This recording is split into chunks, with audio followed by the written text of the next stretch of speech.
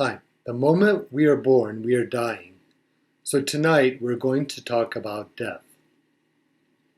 At the time of biological death, as we let go of the old reality, the universe brings about a new force field at the frequency we are vibrating.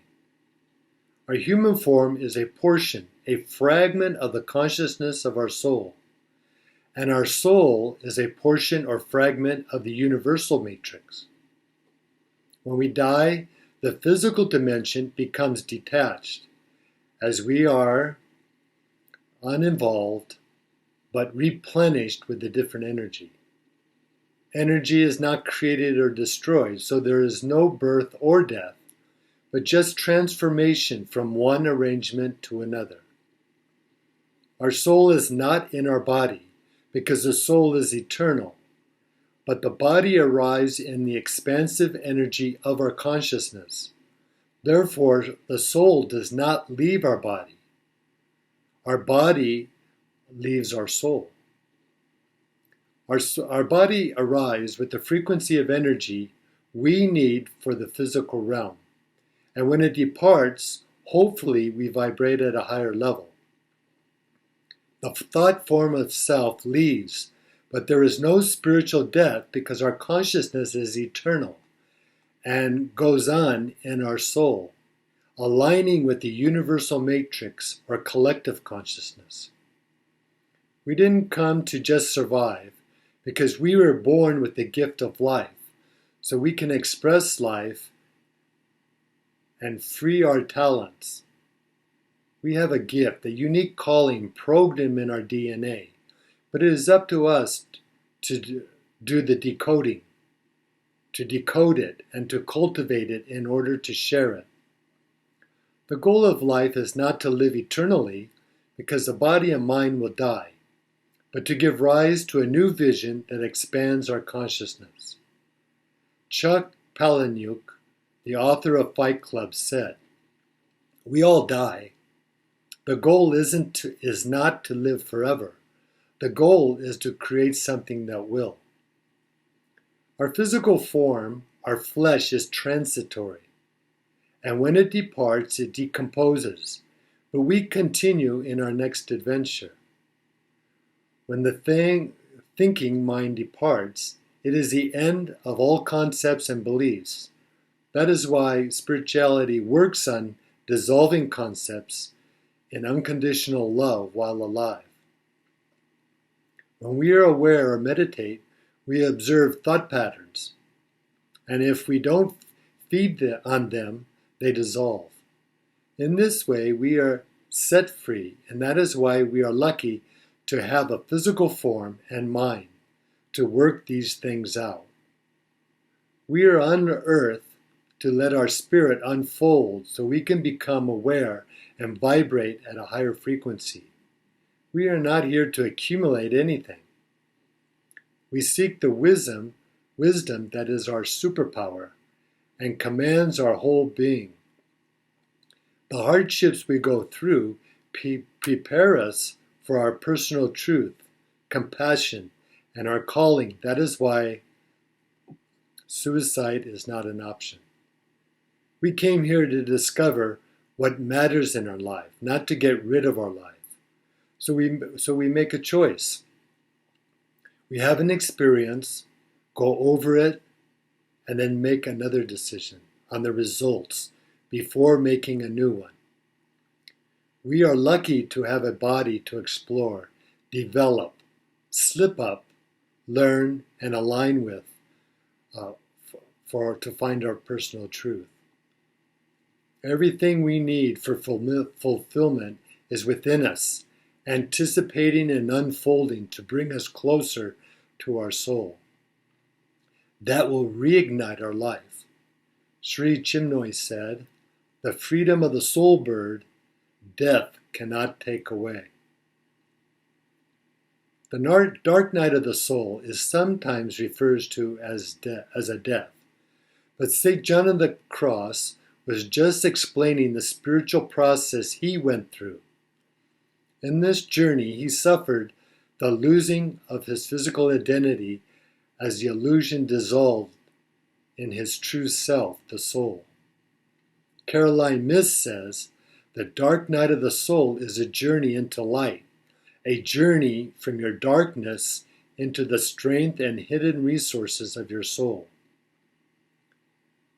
Our mind and body doesn't last forever, so the dark night is a cleansing of thought forms, so the soul can rise in our awareness. It is a critical period where the illusion of our physical self dissolves, as we have a new start in our soul that has always been with us. Going through the dark night of the soul is good preparation for death, because we experience a symbolic passing away of the physical. This is like getting in a car wreck, or the car gets old and dies. But the driver is not hurt. Our soul is the driver and continues on through the death of our body, so we can consider this an evolution or the survival of the fittest. Haruki Murakami says, death is not the opposite of life, but a part of it. He is talking about the next journey. Our body and mind doesn't have to live forever, so we live our life while we have it, not troubled by death. Death doesn't snuff out our light, as it only replaces the lamp, not the light. The oil lamp is in the ground because the sun is rising. The light is still there. A Chinese proverb says, life is a dream walking, death is going home. Death doesn't put out the light. We put out the light by ignoring the soul inside while we live. So don't let dogma and others' opinions block it. We should not mess up a good day by letting bad doctrine control us, because that is other people's projection, their reality. We don't have to be their victim. Living on earth is good, and when it ends, it does not mean it gets worse, because something amazing can still come to pass. Just focus on the good. We are the author of our own life, so we shouldn't believe something unless it harmonizes with our own beliefs. Directing our mind to look within, we become conscious of our higher power by asking the question, who am I? The mind is formless, but it forms many identities that appear in our life: father, son, wife, daughter, teacher, student, and many more. Slowly or quickly, the sense of ego self dissolves, stopping the pretense that we are the body or mind, as it makes way for the higher self.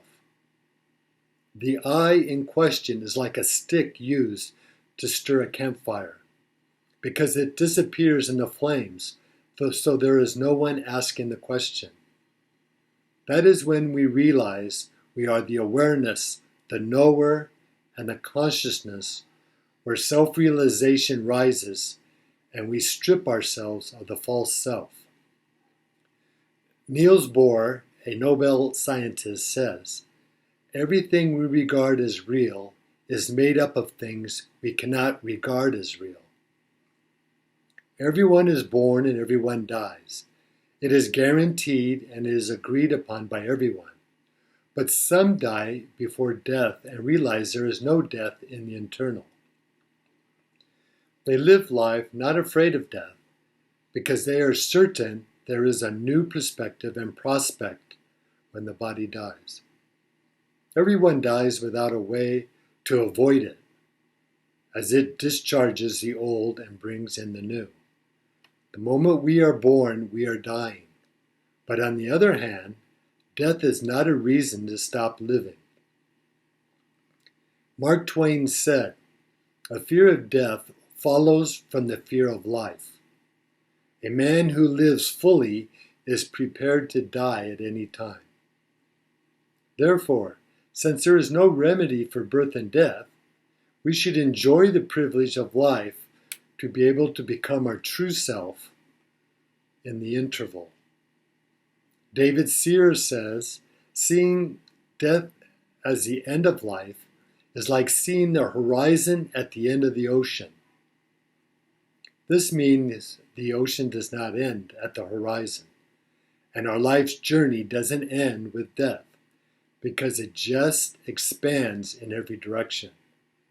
Birth, life, and death are all connected in a succession, but each one is perceived from a different angle, at a different time.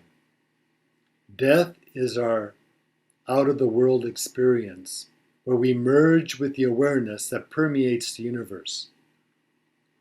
Our ego mind acts like clouds, blocking the sun, preventing our eternal awareness from being observed.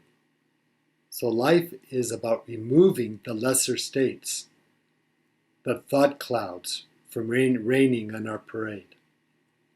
Christians say they want to go to heaven, but they don't want to die to go to heaven. So we should enjoy heaven in the moments that take our breath away and not wait for the last breath. Heaven does not depend on physical death, but just changing our perspective from the mind to the spirit. Worrying about death serves no purpose and keeps us from heaven and enjoying the present moment. So we don't worry about darkness, we accept it, enjoy, and care for ourselves in it. Dr. Eben Alexander says, those who have had near-death experiences will tell you that realm is far more real than the world, more crisp, vibrant, and alive. Thank you.